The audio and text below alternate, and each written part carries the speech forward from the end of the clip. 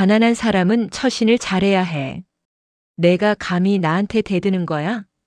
사모님의 날카로운 목소리가 대리석 거실에 울려 퍼지던 그날, 저는 무릎을 꿇고 있었습니다. 아니, 정확히는 무릎을 꿇으라는 강요를 받고 있었죠. 20년입니다. 제가 이 집에서 일한 시간이요. 20년 동안 새벽 5시에 일어나 저택 구석구석을 닦고 사모님의 비위를 맞추며 눈치를 보고 욕을 들으며 살아왔습니다. 그런데 그날 사모님은 제 앞에 봉투 하나를 던졌습니다. 이거 받고 당장 나가. 내일부터 출근하지 마. 해고 통보였습니다. 퇴직금도 위로의 말도 감사의 인사도 없이요. 단지 제가 며느리 미진 씨에게 사모님께서 금고를 자주 여신다는 말을 했다는 이유만으로요. 그 순간 저는 속으로 생각했습니다.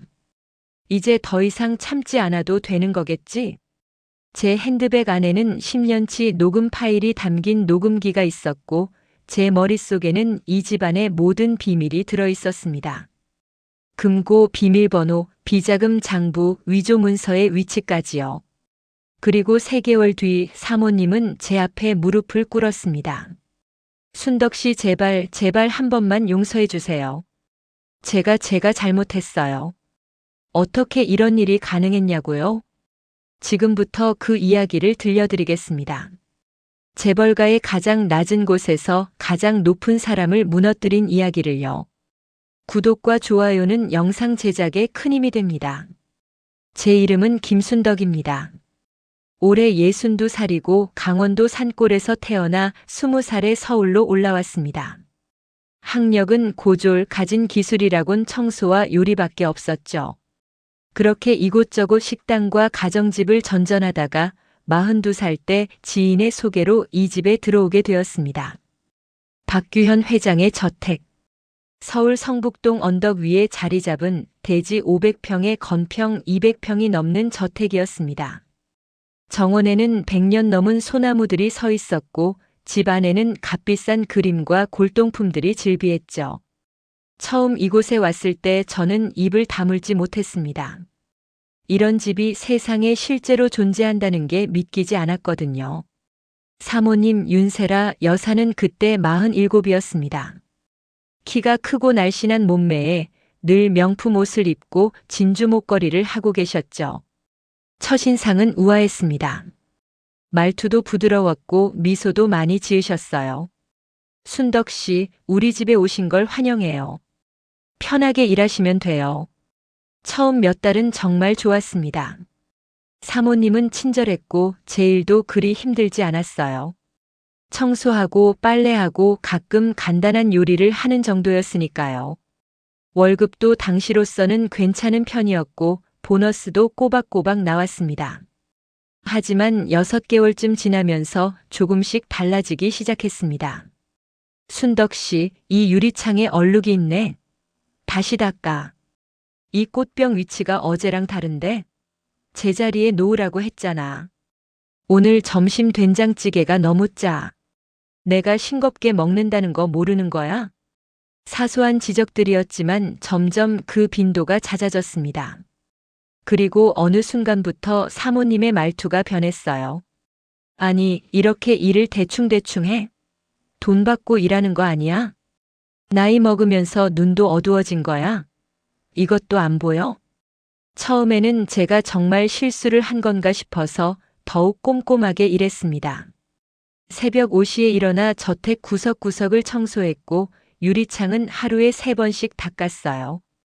꽃병의 위치도 자로 재듯이 정확하게 맞췄죠. 그런데도 사모님의 지적은 끝이 없었습니다. 어느 날 깨달았습니다.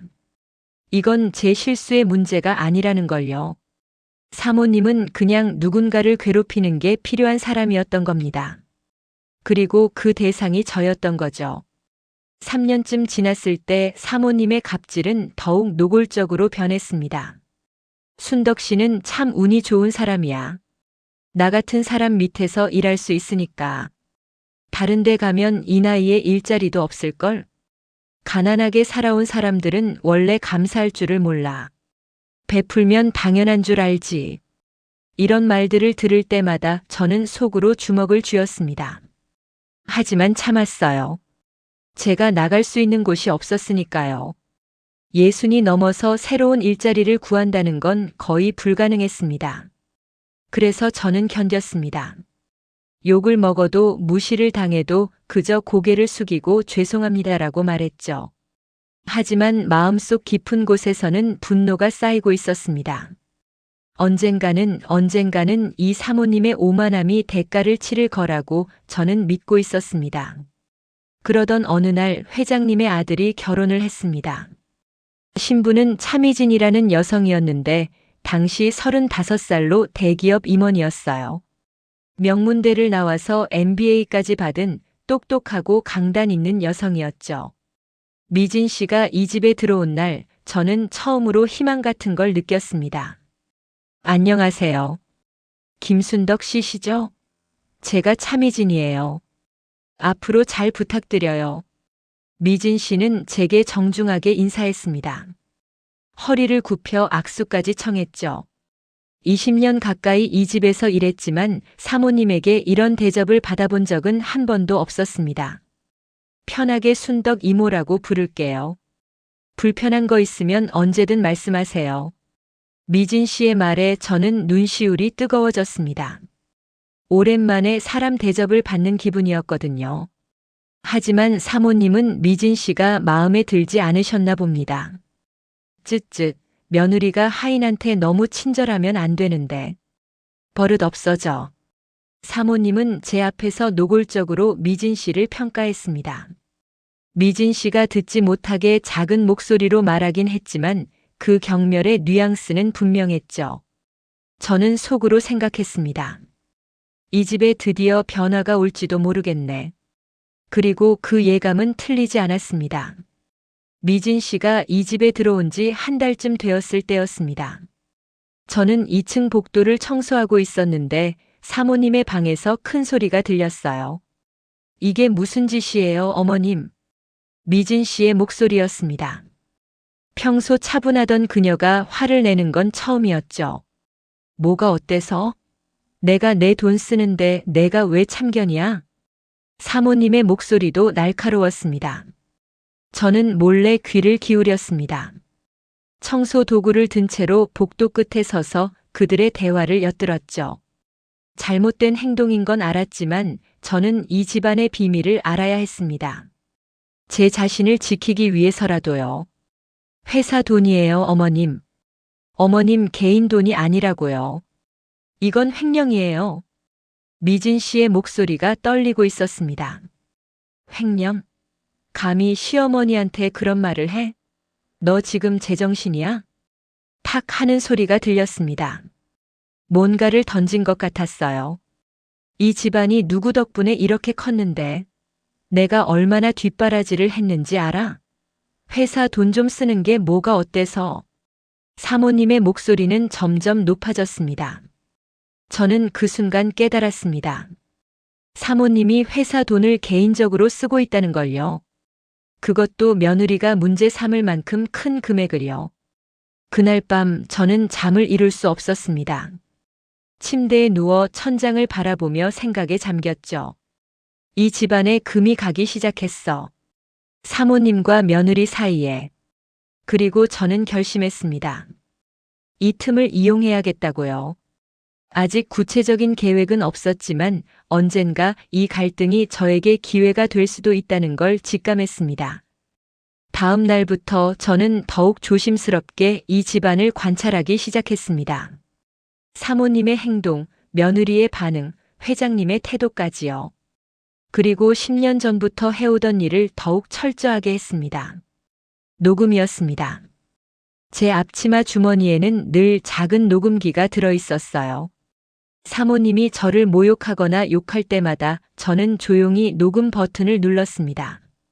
처음에는 그냥 분풀이용이었어요. 나중에 혼자 들으면서 내가 이런 대우를 받아도 되는 건가 확인하려고요. 하지만 이제는 달랐습니다. 이 녹음들이 언젠가 무기가 될 수도 있겠다는 생각이 들었거든요. 그렇게 시간이 흘렀습니다. 사모님과 며느리의 갈등은 점점 깊어졌고 저는 그 사이에서 조용히 지켜봤습니다. 제 역할은 여전히 가사도우미였지만 마음속으로는 이 집안의 관찰자이자 기록자가 되어 있었죠. 그리고 드디어 그날이 왔습니다. 사모님이 제게 해고를 통보한 날 말이에요. 사모님이 제게 해고를 통보하기 일주일 전 이상한 일들이 연달아 일어났습니다. 첫 번째는 금고 사건이었어요. 저는 매주 화요일마다 사모님의 서재를 청소했습니다. 20년 동안 한 번도 거르지 않은 루틴이었죠. 서재는 2층 복도 끝에 있었는데 평소에는 잠겨 있다가 사모님이 직접 열쇠를 주시면 그때 들어가서 청소를 했어요. 그날도 여느 때처럼 서재 문을 열고 들어갔습니다. 먼지를 털고 바닥을 닦고 책장을 정리하고 있었죠. 그런데 책장 뒤쪽에서 이상한 소리가 들렸습니다. 딸깍딸깍. 금속성 소리였어요. 저는 조심스럽게 책장 뒤를 들여다봤습니다. 그리고 그곳에서 벽에 붙어 있는 작은 금고를 발견했죠. 사실 저는 그 금고의 존재를 알고 있었습니다. 10년 전부터요. 그런데 평소에는 굳게 닫혀 있었는데 그날은 살짝 열려 있었어요. 사모님이 급하게 나가시느라 제대로 잠그지 못한 것 같았습니다. 저는 망설였습니다. 들여다봐야 할까 말아야 할까? 이건 명백히 사생활 침해였고 만약 들키면 당장 해고될 수도 있었으니까요. 하지만 호기심을 참을 수 없었습니다. 아니, 호기심이라기보다는 본능이었달까요?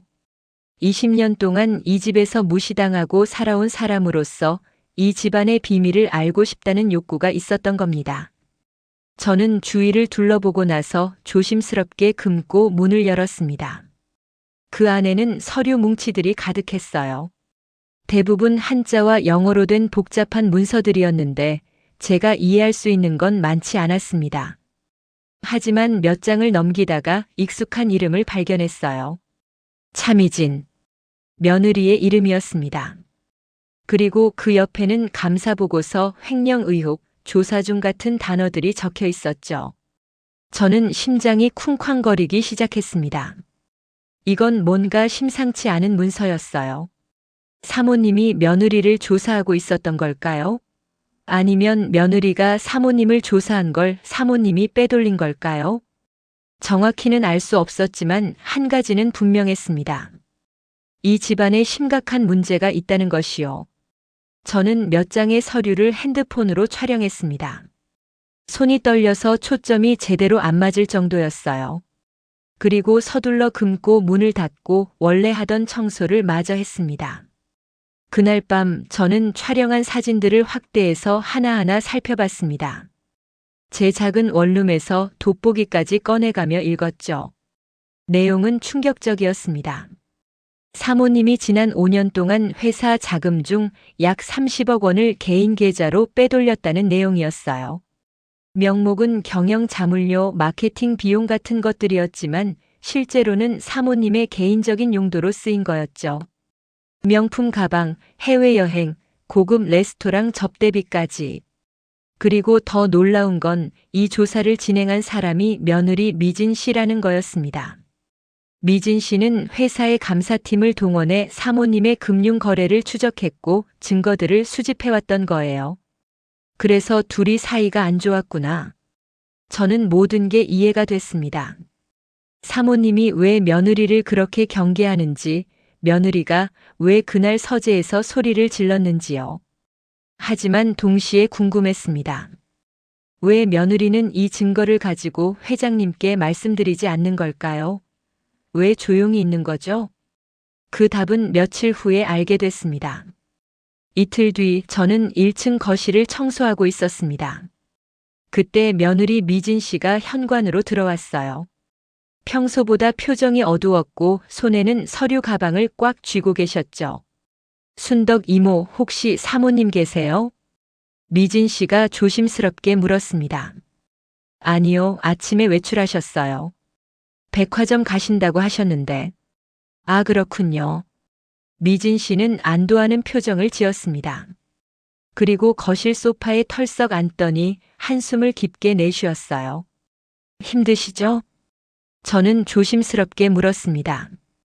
평소에는 이런 사적인 질문을 하지 않았지만 그날따라 미진 씨가 너무 지쳐 보였거든요. 네, 순덕 이모. 솔직히 너무 힘들어요. 미진 씨는 제 눈을 똑바로 쳐다보며 말했습니다. 이 집안에서 버티는 게 이렇게 어려울 줄은 몰랐어요. 사모님은 저를 며느리가 아니라 적으로 보시는 것 같아요. 저는 걸레질을 멈추고 미진 씨 옆에 앉았습니다. 평소에는 감히 할 수 없는 행동이었지만 그날은 왠지 그래야 할 것 같았어요. 사모님께서 원래 그러세요. 제가 조심스럽게 말했습니다. 가족이든 직원이든 누구든 자기보다 강해 보이면 못 참으시거든요. 미진 씨는 똑똑하고 능력도 있으니까 더 그러시는 것 같아요. 미진 씨는 쓴웃음을 지었습니다. 그래서 저를 끌어내리려고 하시는 건가요? 그럴 수도 있죠. 저는 말을 아꼈습니다. 제가 알고 있는 것들을 말해주고 싶었지만 아직 때가 아니었으니까요. 미진 씨는 한참 동안 침묵했습니다. 그러다가 갑자기 제 손을 잡았어요. 순덕 이모, 하나만 여쭤봐도 될까요? 네, 말씀하세요. 사모님이 혹시 회사 돈을 개인적으로 쓰신다는 거 이모도 알고 계세요? 순간 제 심장이 멈추는 것 같았습니다. 미진 씨가 정면으로 물어온 거예요. 거짓말을 해야 할까요? 아니면 솔직하게 말해야 할까요? 저는 깊게 숨을 들이마셨습니다. 알고 있어요. 제 대답에 미진 씨의 눈이 커졌습니다. 얼마나 오래전부터요? 한 5년? 아니, 어쩌면 더 오래됐을 수도 있어요. 정확히는 모르겠지만 미진 씨는 제 손을 더 꽉 쥐었습니다. 이모, 혹시 증거가 있으세요? 사모님이 그런 일을 했다는 증거요? 저는 망설였습니다. 제가 찍어둔 서류 사진들을 보여줄까요? 아니면 녹음 파일들을 들려줄까요?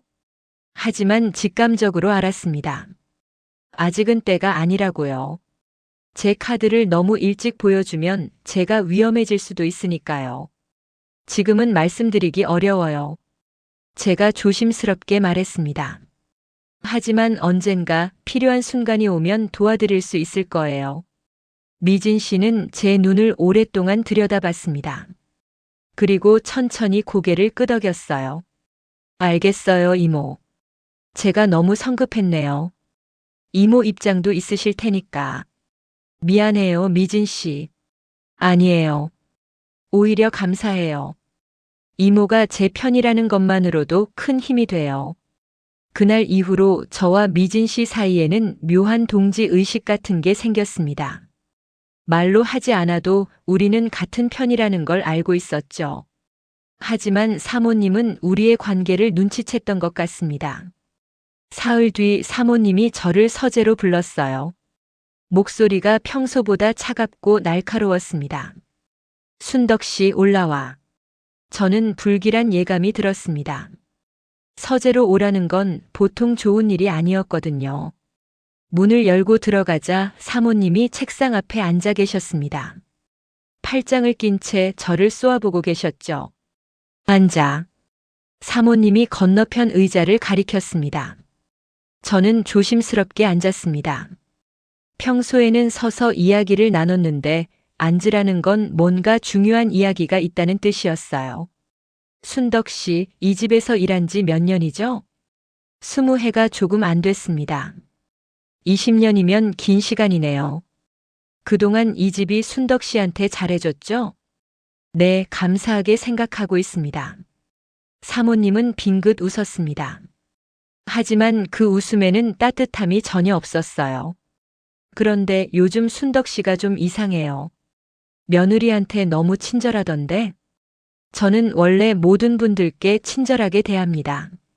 아니, 그게 아니라. 사모님이 앞으로 몸을 숙였습니다. 며느리한테 뭔가 말하고 다니는 것 같던데? 내가 보기에는 그래요. 그런 적 없습니다, 사모님. 거짓말 마. 며칠 전에 거실에서 뭔 이야기를 그렇게 오래 했어? 순간 저는 식은땀이 났습니다. 사모님이 그때 우리 대화를 엿들었던 걸까요? 아니면 누군가가 일러 바쳤을까요? 그냥 미진 씨가 힘들어 보이셔서 위로해드렸을 뿐입니다. 위로. 사모님이 코웃음을 쳤습니다. 하인 주제의 주인 며느리를 위로해. 그게 내 위치에 맞는 행동이야? 저는 입술을 깨물었습니다. 하인. 20년을 일했는데 여전히 저는 사모님에게 하인이었습니다. 순덕 씨 경고할게. 사모님의 목소리가 얼음장처럼 차가워졌습니다. 며느리한테 이 집안 이야기를 하지 마. 특히 나에 대한 이야기는 절대로. 알겠어? 네. 만약 또 그런 일이 있으면 그땐 더 이상 이 집에서 일할 수 없을 거야. 알아들었지? 네, 알겠습니다. 저는 고개를 숙이고 대답했습니다. 하지만 속으로는 분노가 끓어올랐어요. 20년을 일했는데 이렇게 취급받아야 하나? 서재를 나오면서 저는 결심했습니다. 이제 정말로 준비를 해야겠다고요. 사모님이 저를 언제 해고할지 모르니까요. 그날 밤 저는 제 원룸에서 모든 녹음 파일들을 정리했습니다. 10년치 파일을 날짜별로 분류하고 중요한 부분에는 메모를 달아뒀어요. 그리고 사모님의 금고 사진들도 따로 폴더를 만들어 저장했습니다. 이제 준비는 끝났습니다. 언제든 싸울 수 있었어요. 하지만 여전히 두려웠습니다. 제가 정말로 사모님과 맞설 수 있을까? 20년 동안 억눌려 살던 제가 재벌 사모님을 상대로 이길 수 있을까? 그때 핸드폰이 울렸습니다. 미진 씨에게서 온 문자였어요. 이모, 오늘 사모님이 이모를 괴롭히셨죠? 제가 나중에 따로 연락드릴게요. 힘내세요. 저는 그 문자를 읽으며 눈물이 났습니다. 누군가 저를 걱정해 주다니. 20년 만에 처음이었거든요. 그리고 그 순간 저는 확신했습니다. 나는 혼자가 아니야. 미진 씨가 있어. 그렇게 우리의 동맹은 더욱 단단해졌습니다. 사모님은 알지 못했죠. 자신이 가장 무시하던 두 사람이 자신을 무너뜨릴 준비를 하고 있다는 걸요. 사모님이 저를 서재로 불러 경고한 지 일주일 후 집안 분위기는 최악으로 치달았습니다. 그날은 회장님의 칠순 잔치가 있던 날이었어요. 집안 친척들과 주요 거래처 인사들이 모두 모이는 1년에 한 번 있을까 말까 한 큰 행사였죠. 저는 아침 일찍부터 준비에 여념이 없었습니다. 꽃꽂이를 다시 정리하고 식기를 닦고 손님들이 앉을 거실과 응접실을 깨끗이 청소했어요. 사모님은 그날 유난히 예민하셨습니다. 아침부터 저를 5번이나 불러 이것저것 지적하셨죠. 이 꽃 위치가 이상해. 다시 해. 테이블보에 주름이 있네. 다림질 다시. 유리컵에 물때가 있어. 전부 다시 닦아. 저는 묵묵히 시키는 대로 했습니다. 오늘은 중요한 날이니까 사모님이 신경질적인 것도 이해가 됐으니까요. 하지만 문제는 오후에 터졌습니다. 잔치가 한창 진행 중일 때였어요. 저는 주방에서 음식을 나르고 있었는데 갑자기 거실에서 유리잔이 깨지는 소리가 들렸습니다. 어머님, 이게 무슨 짓이세요? 미진 씨의 목소리였습니다. 제가 급히 거실로 나가보니 미진 씨의 흰 드레스에 와인이 쏟아져 있었어요. 그리고 사모님은 빈 와인잔을 들고 서 계셨죠. 아이고 미안해. 손이 미끄러졌네. 사모님의 말투에는 미안함이 전혀 없었습니다. 오히려 비웃는 듯한 뉘앙스가 있었어요. 주변 하객들이 웅성거리기 시작했습니다. 모두가 이 상황을 지켜보고 있었죠. 미진 씨는 온몸이 떨리고 있었습니다. 분노를 참으려고 애쓰는 게 눈에 보였어요. 하지만 결국 참지 못했습니다. 손이 미끄러진 게 아니죠, 어머님. 일부러 그러신 거잖아요. 뭐? 사모님의 얼굴이 굳었습니다.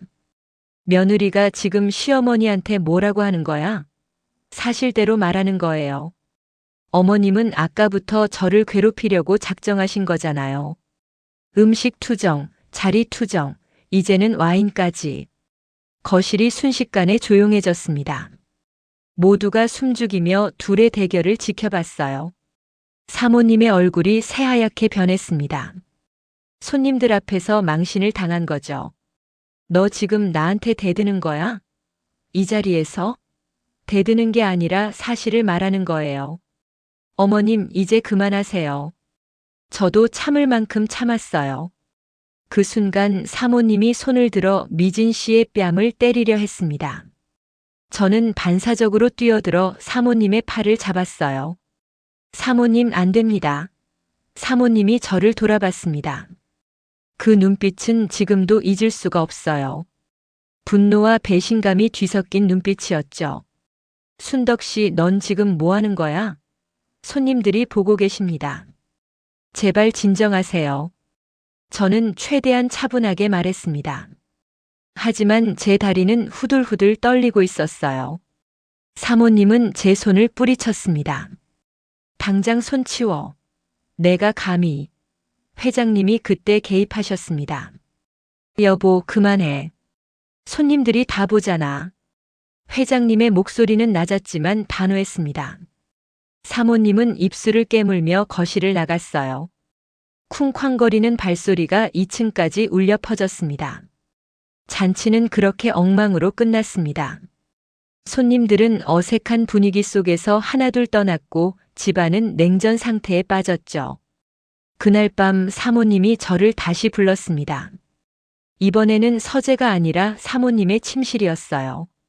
문을 열고 들어가자 사모님이 침대에 앉아 저를 노려보고 계셨습니다.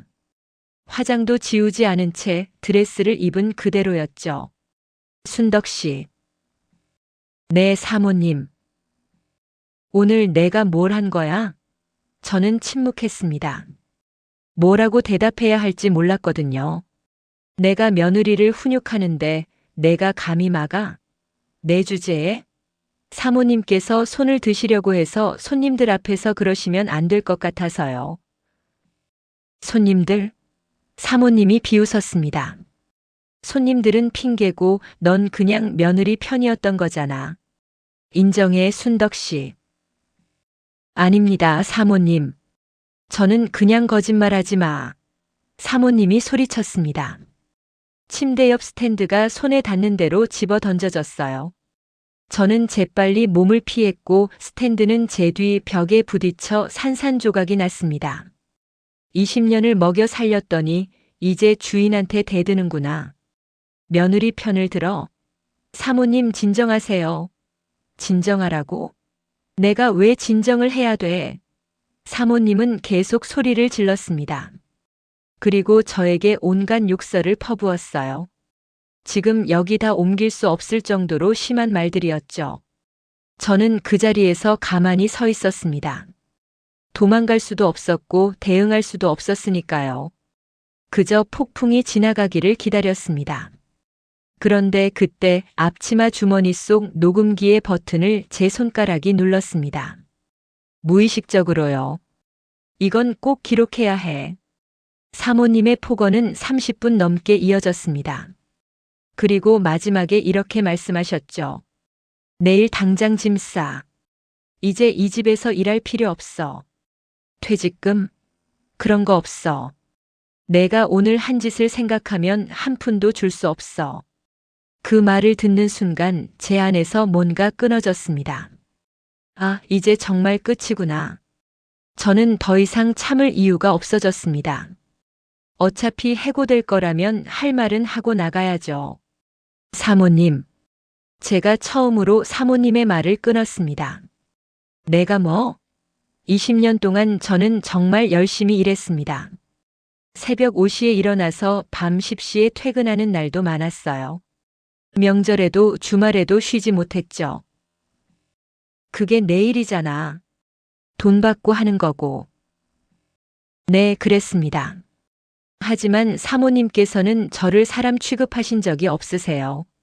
사모님의 눈이 커졌습니다. 제가 이렇게 말대답하는 건 20년 만에 처음이었으니까요. 뭐라고? 저도 사람입니다, 사모님. 가난하게 살았고 배우지 못했지만 그래도 존중받을 권리는 있어요. 존중? 사모님이 킥킥 웃었습니다. 하인한테 무슨 존중이야? 너 정신 나갔어? 하인이라고 해도 20년을 일한 사람한테는 최소한의 예의가 있어야죠. 예의? 내가 너한테 월급 주는 게 예의야. 저는 깊게 숨을 들이마셨습니다. 사모님, 제가 이 집을 나가기 전에 한 가지만 말씀드리겠습니다. 뭔데?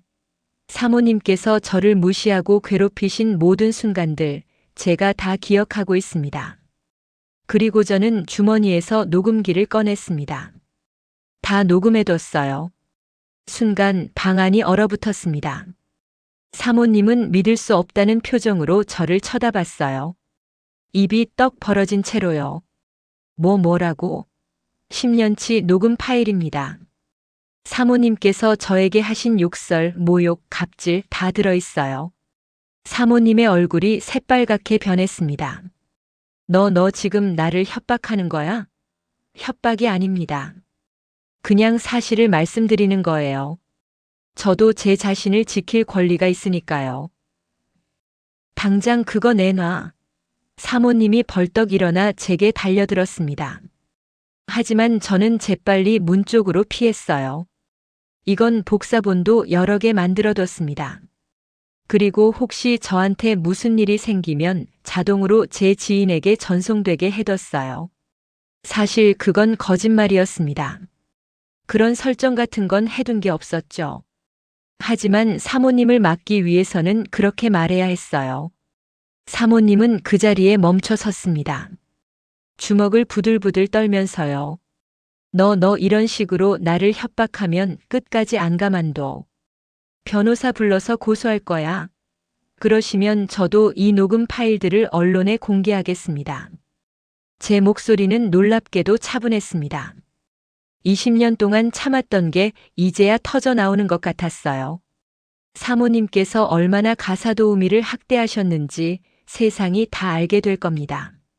사모님은 할 말을 잃은 듯 입만 벙긋거렸습니다. 저는 마지막으로 한마디를 더했습니다. 20년 동안 사모님 말씀만 들었습니다.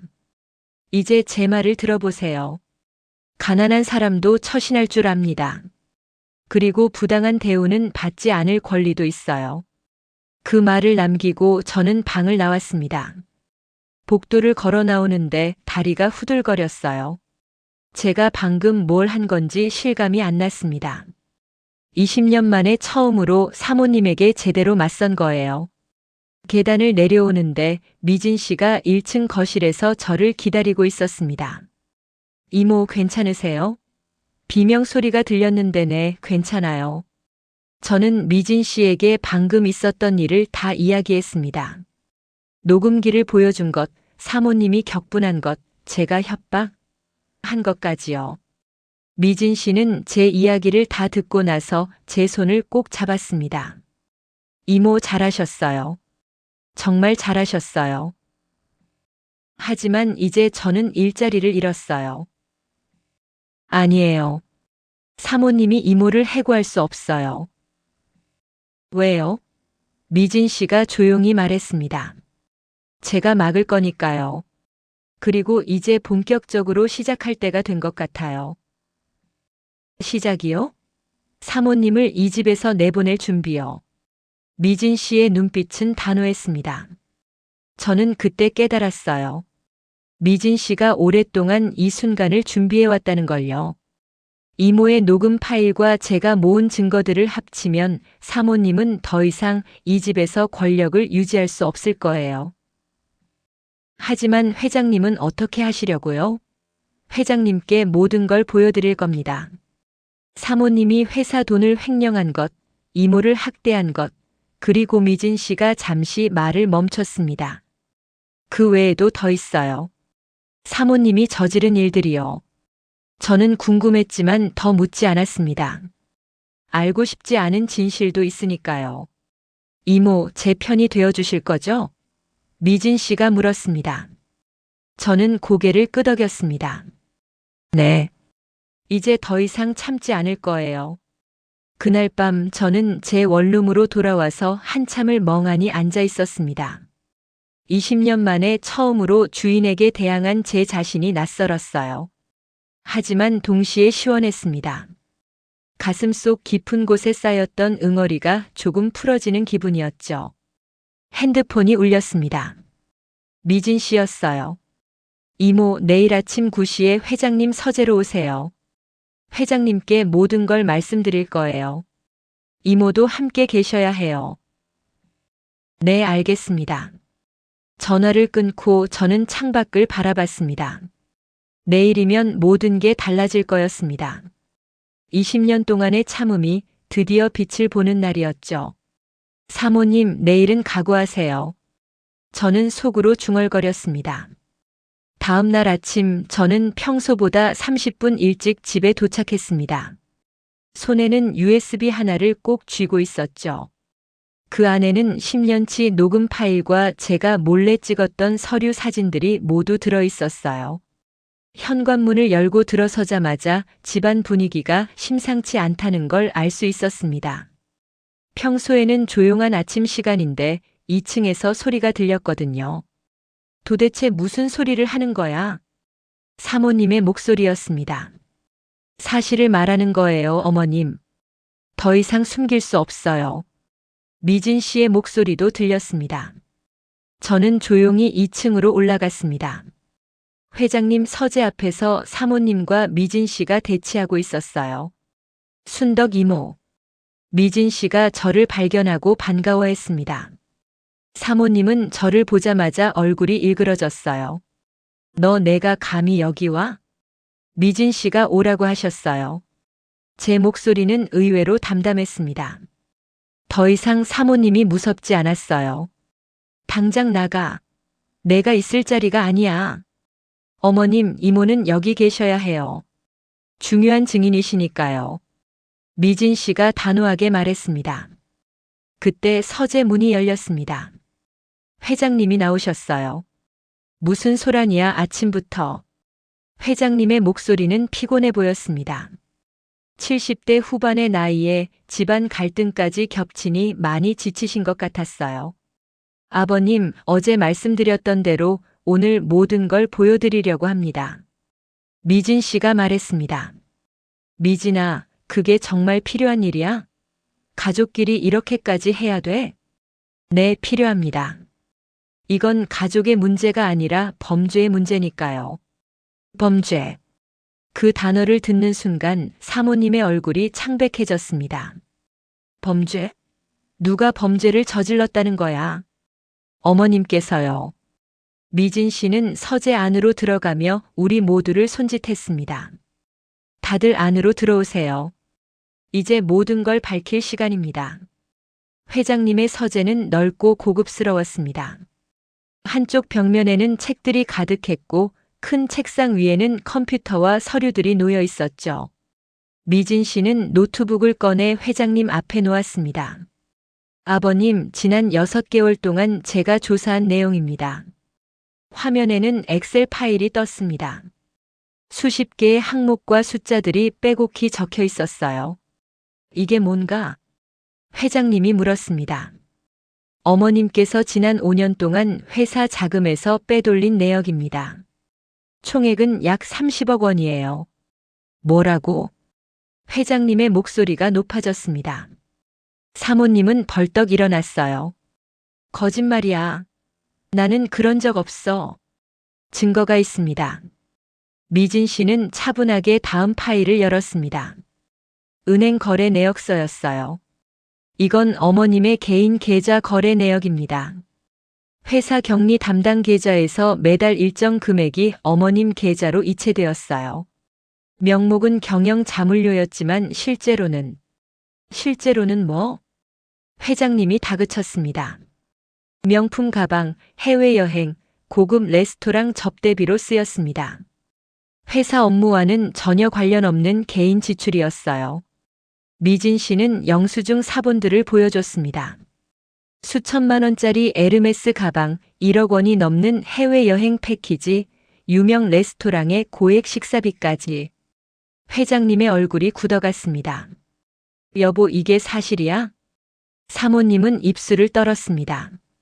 나는 이 집안을 위해 평생을 바쳤어요. 당신이 사업할 때 내가 얼마나 뒷바라지를 했는데 그 정도 쓸 권리도 없어요? 권리의 문제가 아닙니다, 어머님. 미진 씨가 냉정하게 말했습니다. 이건 횡령이에요. 회사 돈을 개인적으로 쓴 거니까요. 만약 이게 감사에 걸리면 어머님은 형사처벌을 받을 수도 있어요. 형사처벌? 사모님이 비틀거렸습니다. 제가 얼른 다가가 부축하려 했지만 사모님은 제 손을 뿌리쳤어요. 내가 손대지 마. 내가 다 고자질한 거잖아. 저는 아무 말도 안 했어요, 사모님.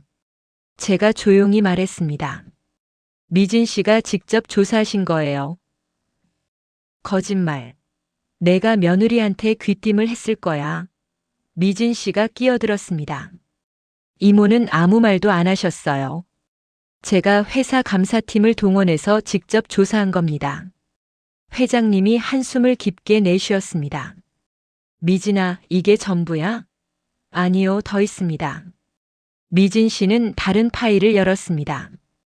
어머님께서는 회사 돈을 빼돌린 것 외에도 이 집 가사도우미인 순덕 이모를 지속적으로 학대하셨어요. 학대? 회장님이 저를 돌아봤습니다. 순덕 씨, 그게 사실인가? 저는 잠시 망설였습니다. 하지만 이제 와서 거짓말할 수는 없었어요. 네, 맞습니다, 회장님. 어떤 식으로?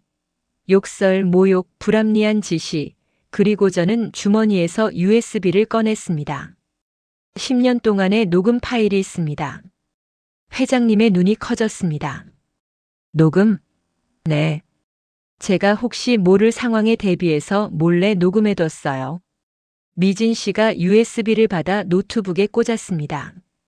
그리고 파일 중 하나를 재생했어요. 가난한 사람은 처신을 잘해야 해. 내가 감히 나한테 대드는 거야? 사모님의 목소리가 스피커를 통해 울려 퍼졌습니다. 사모님, 그건 제 잘못이 아니에요. 제 목소리도 들렸습니다. 떨리고 작은 목소리였죠. 잘못이 아니긴. 내가 제대로 안 해서 그런 거잖아. 이 멍청한 거사. 회장님의 얼굴이 딱딱하게 굳었습니다. 미진 씨는 다른 파일도 재생했습니다. 사모님이 저에게 퍼붓는 온갖 욕설과 모욕이 담긴 녹음들이었어요. 하인 주제의 주인한테 말대꾸를 해? 내 같은 사람은 다른 데 가도 일자리 못 구해. 그걸 알아야 돼. 가난하게 사는 사람들은 원래 감사할 줄 몰라. 베풀면 당연한 줄 알지. 녹음이 재생될수록 사모님의 얼굴은 점점 창백해졌습니다. 회장님은 아무 말 없이 듣고만 계셨지만 주먹을 불끈 쥐고 계셨어요. 5분쯤 지났을까요? 미진 씨가 재생을 멈췄습니다. 이게 전부가 아닙니다. 10년치가 있어요. 모두 합치면 수백 시간 분량이에요. 회장님이 천천히 고개를 돌려 사모님을 쳐다봤습니다. 여보, 당신이 이런 사람이었어? 사모님은 입을 열었다 닫았다를 반복했습니다. 나는 그냥 뭐? 회장님의 목소리가 차가웠습니다. 20년 동안 우리 집에서 일한 사람한테 이렇게 했어? 이게 사람이 할 짓이야? 당신은 몰라요. 내가 얼마나 스트레스를 받으면서 살았는지. 사모님이 소리쳤습니다. 재벌 회장 아내로 산다는 게 얼마나 힘든지 알아요? 매일 사람들 눈치 보고 웃어야 하고 완벽해야 하고. 나도 어디 가서 스트레스를 풀어야 하잖아요. 그래서 약자를 괴롭힌 거야? 회장님의 목소리는 실망으로 가득했습니다. 당신이 스트레스를 받는다고 해서 다른 사람한테 상처를 줘도 된다는 건 아니잖아. 사모님은 주저앉았습니다. 그리고 울기 시작했어요. 나는 잘못한 게 없어요. 나는 그냥 하지만 회장님은 더 이상 들으려 하지 않았습니다. 미진아. 네, 아버님. 이 문제를 어떻게 처리하면 좋겠니?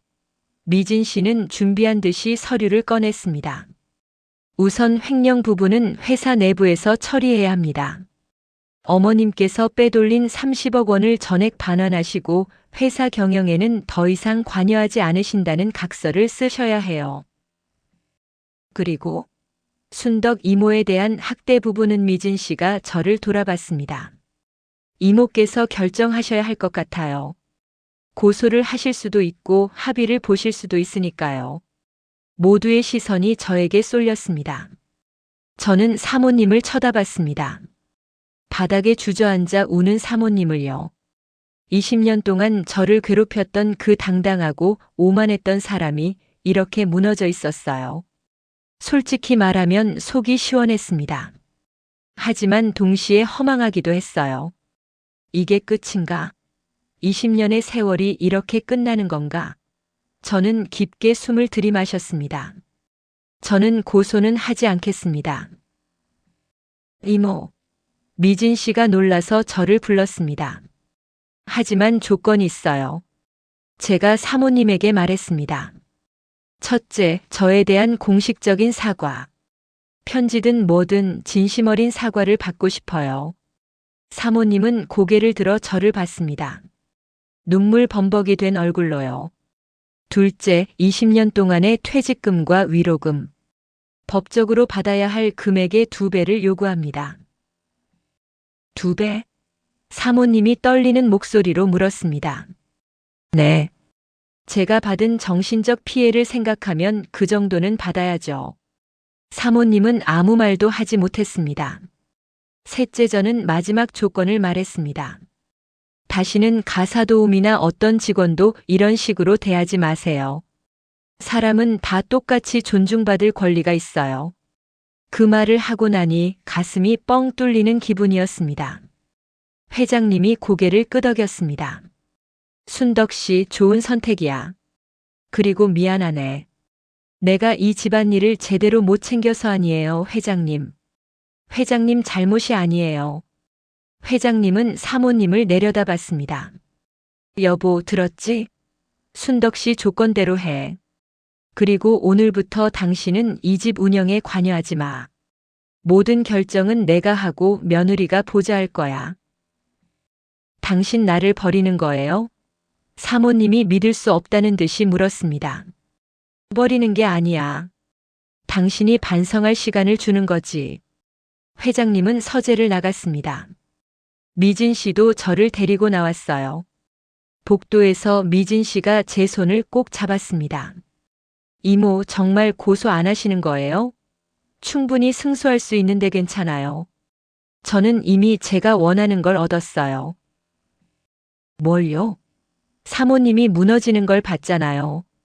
그리고 회장님과 미진 씨가 제 편이 되어주셨고요. 그것만으로도 충분해요.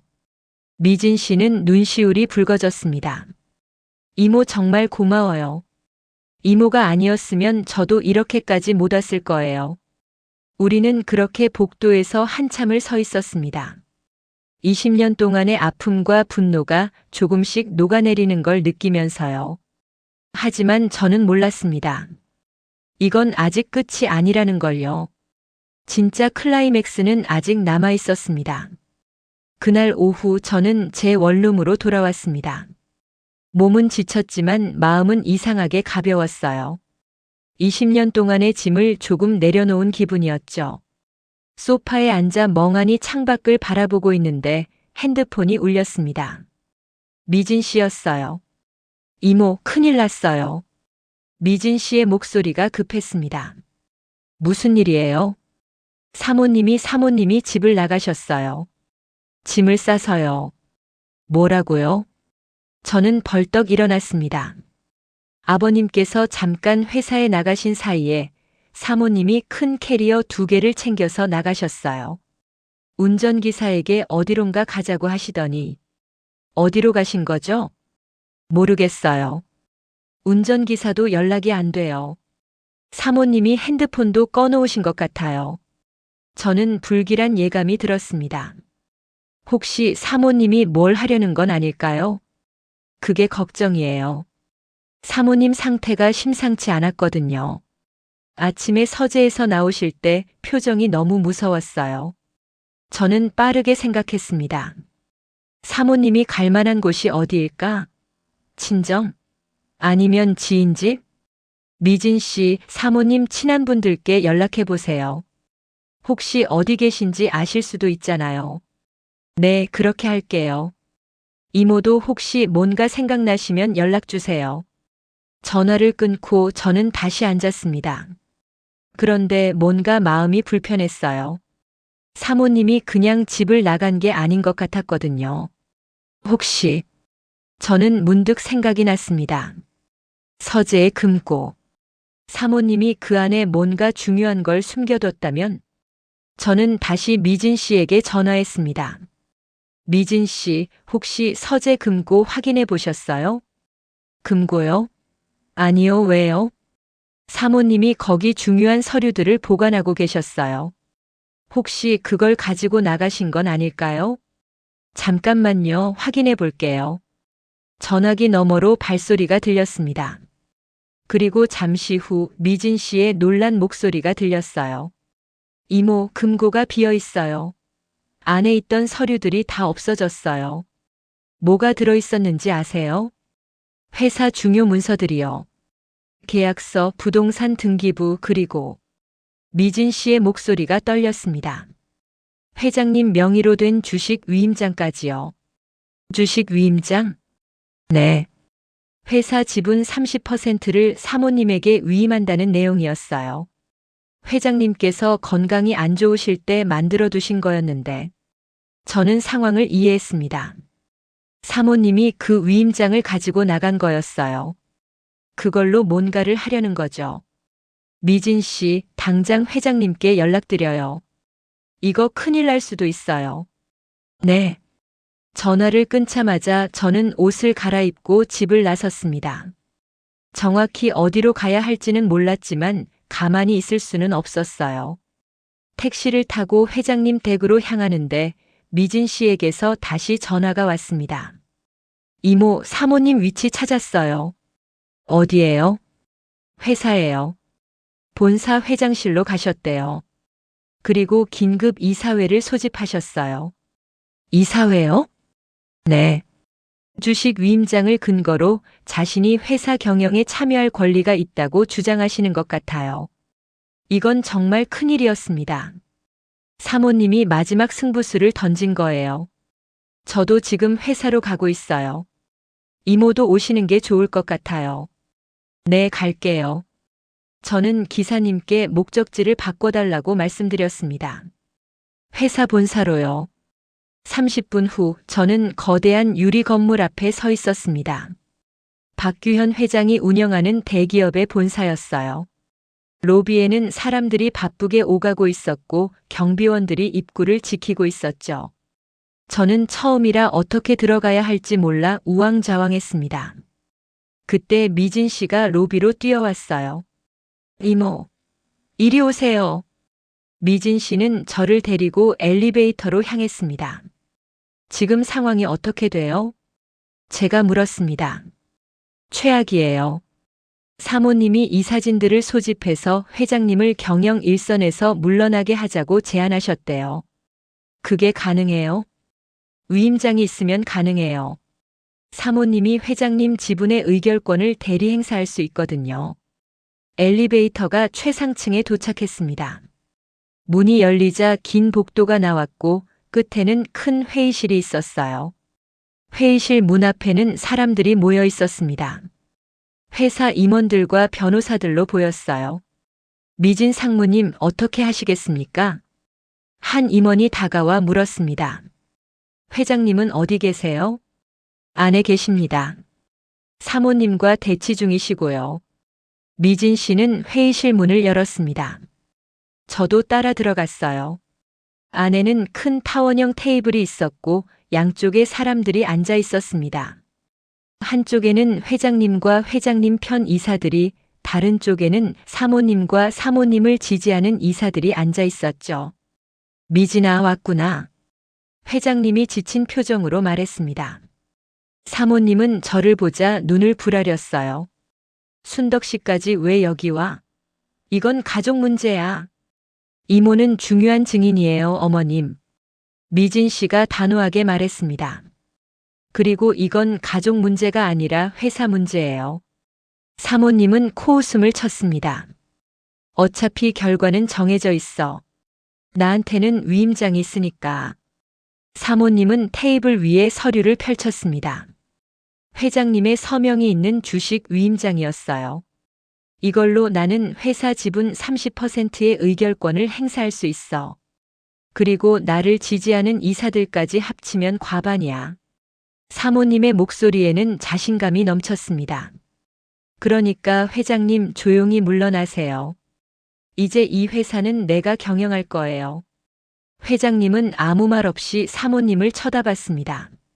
실망과 분노가 섞인 눈빛이었죠. 여보, 정말 이렇게까지 할 거요?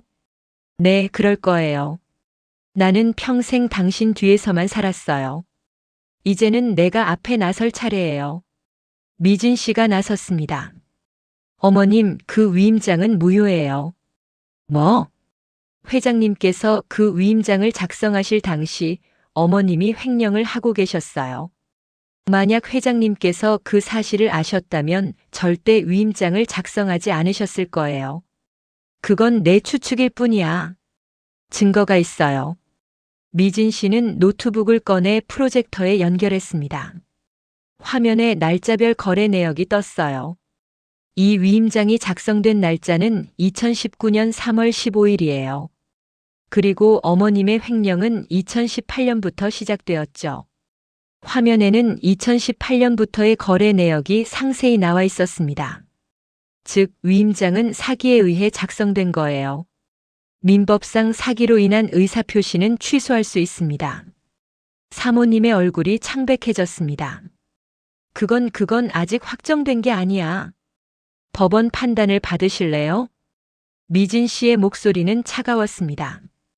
그러면 어머님의 횡령 사실이 세상에 다 알려질 텐데요. 언론에도 나가고 수사도 받으셔야 할 거예요. 사모님은 입을 다물었습니다. 회의실이 조용해졌습니다. 모두가 숨죽이며 상황을 지켜보고 있었죠. 그때 저는 결심했습니다. 이제 제가 나설 때라고요. 사모님. 제가 조용히 말했습니다. 사모님이 저를 쏘아봤어요. 내가 왜 나서? 말씀드리고 싶은 게 있어서요. 저는 가방에서 USB를 꺼냈습니다. 이 안에는 10년치 녹음 파일이 들어있어요. 사모님께서 저에게 하신 모든 말들이요. 그게 지금 무슨 상관이야? 상관 있어요. 이 녹음들을 들으면 사모님이 어떤 사람인지 알 수 있거든요. 저는 USB를 미진 씨에게 건넸습니다. 미진 씨는 그걸 노트북에 꽂았어요. 사모님은 늘 저에게 말씀하셨죠. 가난한 사람은 처신을 잘해야 한다고요.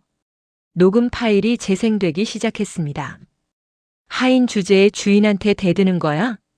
내 같은 사람은 감사할 줄을 몰라. 가난하게 사는 사람들은 원래 그래. 사모님의 목소리가 회의실에 울려 퍼졌습니다. 이사들의 표정이 굳어갔어요. 하지만 저는 이제 알아요. 제가 말을 이었습니다. 진짜 처신을 잘 해야 하는 사람은 가난한 사람이 아니라 권력을 가진 사람이에요. 권력을 가진 사람이 겸손하지 못하면 결국 이렇게 무너지거든요. 사모님은 눈물을 흘리기 시작했습니다. 너희가 다 나를 배신했어. 나는 이 집안을 위해 평생을 바쳤는데. 아니에요, 어머님. 회장님이 차갑게 말했습니다. 당신이 먼저 배신한 거요. 나를, 가족을, 그리고 회사를요. 회장님은 이사들을 돌아봤습니다. 오늘 회의는 여기까지 하겠습니다. 그리고 제 아내는 앞으로 회사 경영에 일체 관여하지 않을 것입니다. 이사들이 하나둘 고개를 끄덕였습니다.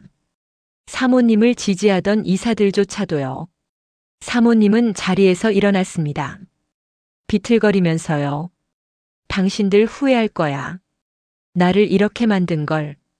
하지만 아무도 대답하지 않았습니다. 사모님은 회의실을 나갔습니다. 쿵쾅거리는 발소리가 점점 멀어졌어요. 회의가 끝나고 회장님이 저를 불렀습니다. 순덕 씨, 고마워요. 오늘 큰 도움이 됐어요. 아니에요, 회장님. 당연한 일을 한 것뿐이에요. 회장님은 깊은 한숨을 쉬었습니다. 내가 가정을 제대로 돌보지 못했어요. 아내가 이렇게까지 변할 줄은 몰랐네요. 사람은 누구나 변할 수 있어요. 중요한 건 이제부터예요.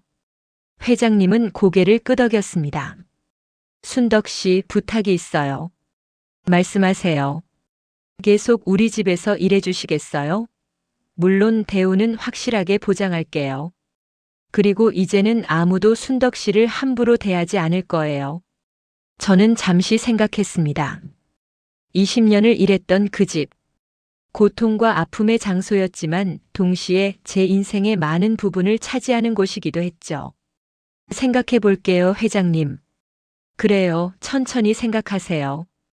회사를 나와 집으로 돌아오는 길, 저는 복잡한 심정이었습니다.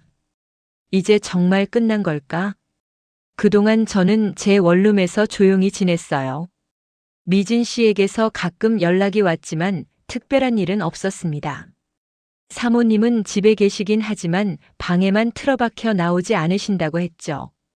이제 정말 끝났나 보다. 저는 그렇게 생각했습니다. 하지만 운명은 아직 한 번의 시험을 더 남겨두고 있었어요.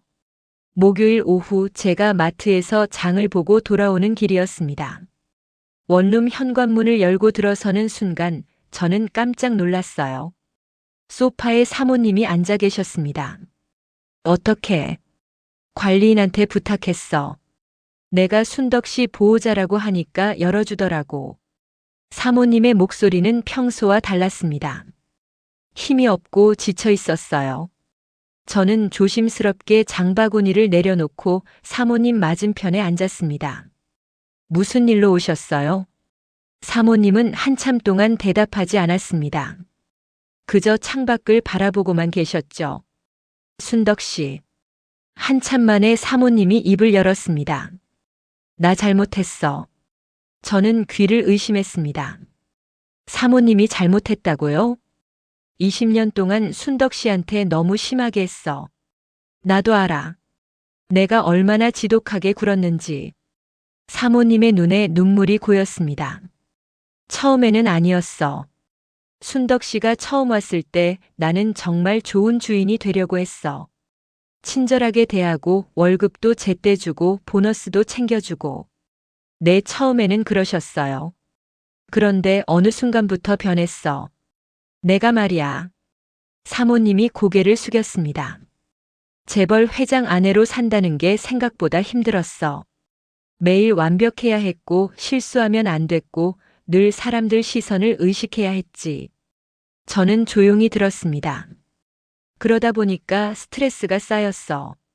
근데 회장님한테는 말할 수 없었어. 회장님은 늘 바쁘셨고 나한테 관심도 없었으니까. 사모님의 목소리가 떨렸습니다. 그래서 순덕 씨한테 풀었어.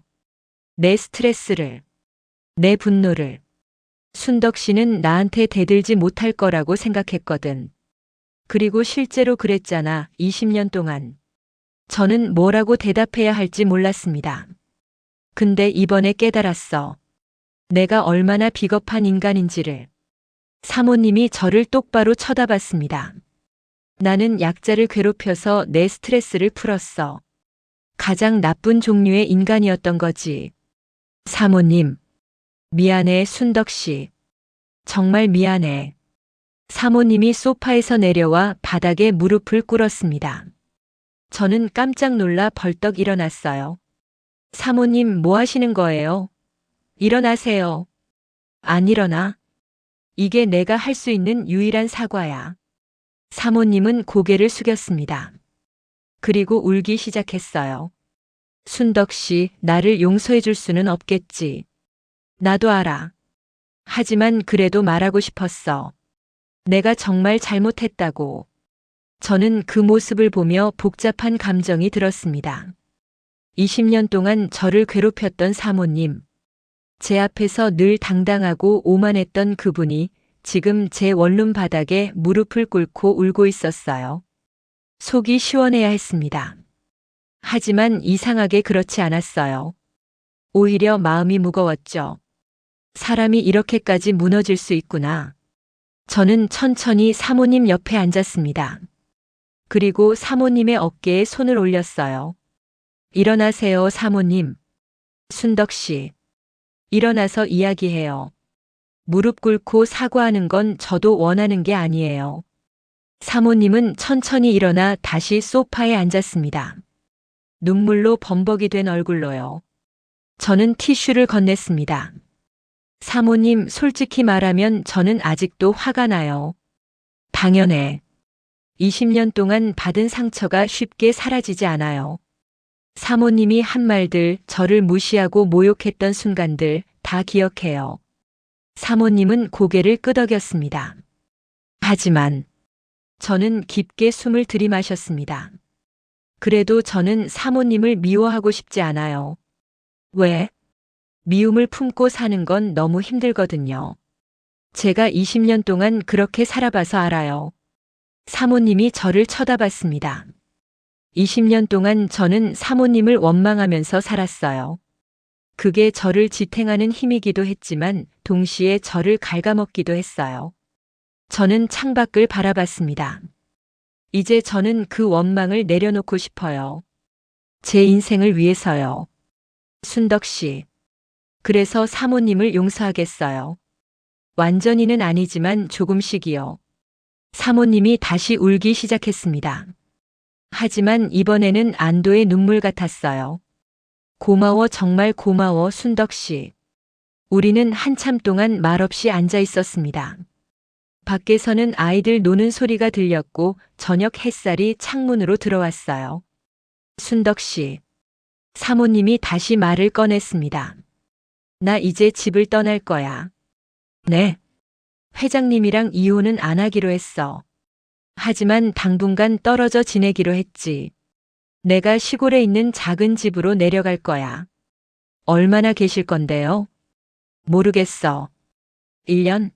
아니면 더 오래? 나 자신을 돌아보는 시간이 필요해. 사모님은 가방에서 봉투 하나를 꺼냈습니다. 이건 순덕 씨 퇴직금이야. 약속대로 법정 금액의 2배야. 그리고 위로금도 더 넣었어. 저는 봉투를 받았습니다. 묵직했어요. 감사합니다. 아니야, 이걸로 부족해. 순덕 씨한테 진 빚은 평생 갚아도 못 갚을 거야. 사모님이 일어났습니다. 이제 가봐야겠어. 순덕 씨 건강하게 살아. 그리고 행복하게. 사모님도요. 사모님은 문 앞에서 한 번 더 돌아봤습니다. 순덕 씨, 마지막으로 한 가지만 물어봐도 될까? 네. 순덕 씨는 나를 정말 용서한 거야? 저는 잠시 생각했습니다. 그리고 솔직하게 대답했어요. 완전히는 아니에요, 사모님. 하지만 용서하려고 노력하고 있어요. 그게 제가 할 수 있는 전부예요. 사모님은 쓸쓸하게 웃었습니다. 그것만으로도 고마워. 정말로. 사모님이 나간 후 저는 오랫동안 소파에 앉아 있었습니다. 봉투를 손에 쥔 채로요. 이제 정말 끝난 거구나. 20년의 세월이 이렇게 막을 내리는구나. 며칠 후 미진 씨가 저를 만나자고 연락했습니다. 집 근처 카페에서 만났죠. 이모, 사모님이 이모를 찾아갔다고 들었어요. 네, 사과하러 오셨어요. 어떠셨어요? 저는 그날의 일을 미진 씨에게 이야기했습니다. 미진 씨는 제 이야기를 다 듣고 나서 제 손을 잡았습니다. 이모, 정말 대단하세요. 저였으면 용서 못했을 거예요. 저도 완전히 용서한 건 아니에요. 그냥 더 이상 미워하지 않으려고 하는 거죠. 그것만으로도 충분해요. 미진 씨가 웃었습니다. 그런데 이모, 앞으로 계획이 어떻게 되세요? 글쎄요. 아직 잘 모르겠어요. 다시 저희 집에서 일하실 생각은 없으세요? 아버님께서 계속 기다리고 계세요. 저는 고개를 저었습니다. 아니에요. 이제 그만하려고요. 20년이면 충분해요. 그럼 뭘 하실 건데요? 제가 하고 싶었던 일을 하려고요. 뭔데요? 저는 잠시 망설이다가 말했습니다. 제과점이요. 작은 제과점을 하나 차리고 싶어요. 빵 만드는 게 제 취미거든요. 미진 씨의 눈이 반짝였습니다. 정말요? 와, 좋은데요. 사모님께 받은 돈으로 작은 가게를 하나 얻을 수 있을 것 같아요. 물론 처음이라 걱정되긴 하지만. 이모, 제가 도와드릴게요. 제가 아는 부동산 중개인도 소개해드리고 개업 자금도 지원해드릴게요. 아니에요. 그럴 필요 없어요. 아니에요, 이모. 이모가 저를 많이 도와주셨잖아요. 이제 제가 도와드릴 차례예요. 저는 미진 씨의 진심 어린 눈빛을 보며 고개를 끄덕였습니다. 고마워요, 미진 씨. 그렇게 저는 새로운 인생을 시작했습니다. 3개월 후 저는 작은 동네에 순덕이네 제과점이라는 가게를 열었어요. 10평 남짓한 작은 가게였지만 제 평생의 꿈이었죠. 오픈 첫날 미진 씨가 큰 화분을 들고 왔습니다. 회장님도 함께 오셨어요. 순덕 씨, 개업 축하해요. 회장님이 웃으며 말했습니다. 감사합니다, 회장님. 이제는 회장님이라고 부르지 마세요. 그냥 규현 씨라고 불러요. 그게 어색한데요. 익숙해지실 거예요.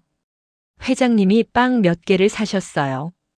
그리고 가시면서 이렇게 말씀하셨죠. 순덕 씨 덕분에 우리 가족이 다시 시작할 수 있었어요. 고마워요. 아니에요. 제가 더 감사하죠. 첫 손님, 2번째 손님, 3번째 손님 하루 종일 사람들이 찾아왔어요. 동네 주민들, 미진 씨의 회사 직원들, 그리고 소문을 듣고 온 사람들까지. 저녁 무렵 가게 문을 정리하고 있는데 한 사람이 들어왔습니다. 사모님이었어요. 사모님. 순덕 씨 개업했다고 들었어. 사모님은 예전과 많이 달라져 있었습니다. 화장을 연하게 했고 편한 옷을 입고 계셨어요. 무엇보다 표정이 부드러워져 있었죠. 식빵 하나 살 수 있을까? 네, 물론이죠. 저는 갓 구운 식빵을 포장해 드렸습니다. 얼마예요? 그냥 가져가세요. 첫 손님 대접이에요. 그럴 순 없지. 사모님은 돈을 내려놓고 빵을 받았습니다. 순덕 씨, 가게 잘 되길 바랄게. 진심으로. 감사합니다. 사모님이 나가려다가 문 앞에서 멈췄습니다. 순덕 씨. 네. 나 시골에서 텃밭 가꾸면서 살고 있어. 많이 배우고 있어, 인생에 대해서. 잘하고 계시네요. 아직 멀었어. 하지만 노력하고 있어. 더 나은 사람이 되려고. 사모님은 웃었습니다. 진심 어린 미소였어요. 순덕 씨도 행복해. 정말로. 사모님도요. 사모님이 떠나고 저는 빈 가게에 홀로 앉아 있었습니다. 창밖으로 석양이 지고 있었어요. 주황빛 햇살이 가게 안을 비췄죠. 저는 지난 20년을 되돌아봤습니다. 고통스럽고 힘들었던 시간들. 하지만 그 시간이 저를 여기까지 데려왔습니다. 만약 그때 참지 않았다면, 만약 중간에 그만뒀다면, 그랬다면 지금의 저는 없었겠죠. 사모님도 변화하지 않았을 거고 미진 씨와의 우정도 없었을 거예요. 모든 게 의미가 있었구나 싶었습니다. 핸드폰이 울렸습니다. 미진 씨였어요. 이모, 첫날 어떠셨어요? 좋았어요. 정말 좋았어요. 다행이다. 내일 점심에 제가 또 갈게요. 직원들도 데리고 갈 거예요. 고마워요, 미진 씨. 이모야말로 고마워요. 이모 덕분에 저도 우리 가족도 많이 변했어요. 전화를 끊고 저는 가게 간판을 바라봤습니다. 순덕이네 제과점. 제 이름이 박힌 간판. 제 가게. 제 인생. 62년을 살아오면서 처음으로 온전히 제 것인 무언가를 가진 기분이었습니다. 그날 밤 집에 돌아와 일기를 썼습니다. 오늘 내 인생의 새로운 장이 시작됐다. 20년 동안의 고통은 이제 추억이 되었고 앞으로의 20년은 행복으로 채워질 것이다. 가난한 사람도 부자도 모두 똑같이 존중받을 권리가 있다. 나는 그걸 증명했다. 그리고 이제 내 삶을 살 것이다. 여러분, 제 이야기를 끝까지 들어주셔서 감사합니다. 저는 김순덕, 올해 62의 평범한 여자입니다. 20년 동안 재벌가에서 가사 도우미로 일하며 온갖 무시와 모욕을 당했지만 결국 제 존엄성을 지켜냈습니다. 이 이야기를 통해 여러분께 전하고 싶은 메시지가 있습니다. 첫째, 어떤 상황에서도 자신을 포기하지 마세요. 저는 20년을 참았습니다. 하지만 끝까지 제 자존심만큼은 지켰어요. 겉으로는 고개를 숙였지만 마음속으로는 늘 똑바로 서 있었죠. 둘째, 약자를 괴롭히는 것은 결국 자신을 파괴하는 일입니다. 사모님은 저를 괴롭히면서 순간적인 만족을 얻었을지 모르지만 결국 모든 걸 잃었습니다. 가족도 지위도 존경도요. 셋째, 용서는 상대를 위한 게 아니라 자신을 위한 겁니다. 저는 사모님을 용서했습니다. 완전히는 아니지만 조금씩이요. 그 용서가 저를 자유롭게 만들었습니다. 넷째, 늦었다고 생각할 때가 가장 빠른 때입니다. 62살에 제과점을 시작한 저를 보세요. 나이는 숫자일 뿐입니다. 중요한 건 용기예요. 마지막으로 모든 사람은 존중받을 권리가 있습니다. 부자든 가난한 사람이든 배운 사람이든 배우지 못한 사람이든 우리 모두는 똑같은 인간입니다. 혹시 지금 힘든 상황에 계신 분들이 있다면 이것만 기억하세요. 참는 것도 힘이지만 맞서는 것은 더 큰 힘입니다. 그리고 용서는 가장 강한 힘입니다. 여러분의 인생에도 행복이 가득하길 바랍니다. 저 김순덕의 이야기를 들어주셔서 진심으로 감사드립니다. 여러분, 오늘도 힘내세요. 그리고 자신을 사랑하세요.